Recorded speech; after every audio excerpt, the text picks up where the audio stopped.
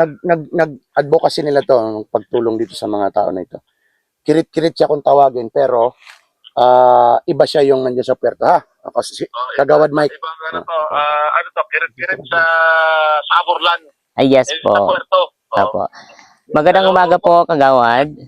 Ay, maganda. Okay naman po, si Kirit Kirit Talks po ito ng Bayan ng Aborlan. Ayan, ano, pwede bang malaman yung totoong pangalan mo para ma-proud naman tayo? Yes po, ako po si Edmar Paulino ng Barangay Gugugnan po.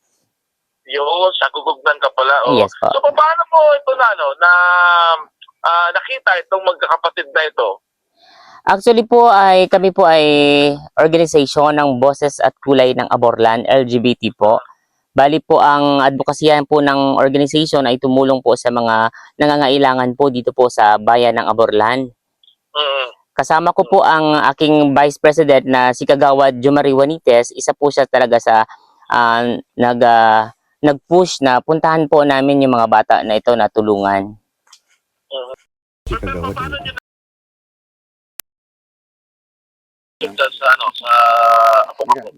Dahil po ako ay small content creator din po sa bayan ng Aborlan, mayroon pong concerned citizen po na nag-chat na pwede pong bisitahin. Then sa tulong po ng kagawad ng Barangay Apok-Apok na si Kagawad Jomari Juanites at membro po ng LGBT Aborlan, ay siya po ay nakipag-coordinate po kaagad sa akin para po mapuntahan namin yung bata na ulila po dito sa Barangay Apok-Apok, City Apis. Yun. Alam mo, grabe yung pasalamat out, no? Hindi natin ito matutulungan talaga. Yes So, po. kaya very thankful kami sa iyo sa ginawa mong pagtulong dito sa mga batang to. Opo. At gusto ko rin po sanang pasalamatan yung board member po ng Bayan ng Aborlan dahil siya po ang isa sa tumulong pinansyal sa amin para po makarating kami dito sa Apok-Apok. Siya po ang nagbigay sa akin ng pinansyal para po mabigyan ko po ng tulong yung mga bata. And of course, nadagdagan na lang po noon nung kunti pong sumahod ang channel ng Kirit Kirit Talks ninyo. Okay. Yung kailangan natin ngayon, yung ano, yung ding-ding. Oh, Yes ding-ding po. naman. Kailangan natin ng ding-ding crate, no? Opo. So tuloy-tuloy lang yung tuloy-tuloy lang itong pagtulong natin. So magtutulungan tayo, Opo. SFM, tapos kayo, tapos munisipyo para maano natin ito, talagang mabigyan ng tulong. Opo. So salamat talaga ha, salamat sa pagtulong mo ha, at saka sa grupo ninyo ha. Yes po, maraming salamat din po sa agarang aksyon ng inyong estasyon para po matugunan yung pangangailangan po ng mga ulilang bata po dito po sa Barangay Apok-Apok, City Apis. Sige po, salamat po, ingat po kayo. Salamat po. Tawag sa'yo. Actually po, yung Kirit Kirit Talk ay nanggaling pa po ito sa Cavite ng mga katrabaho ko po ay mga kuyunin po kasi sila.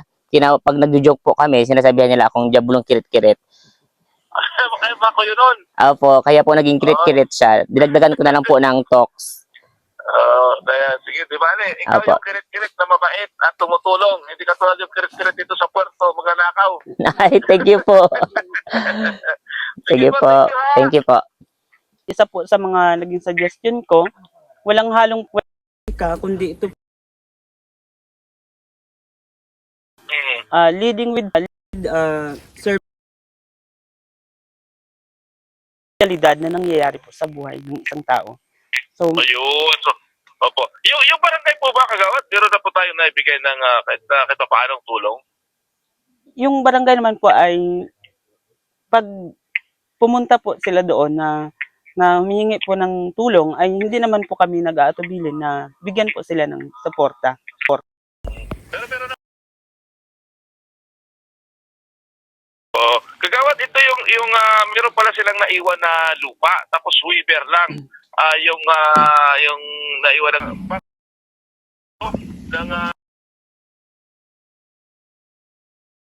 Opo.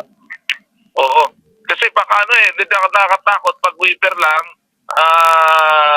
di ba? So baka biglang mawala pa sa kanila.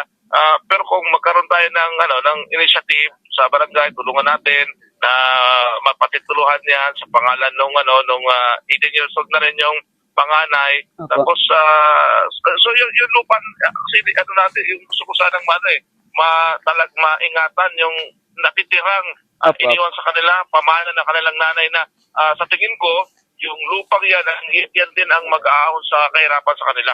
Opo. Mm. So pero yung ano na yan, walang problema yan, lupa na yan, Kagawad.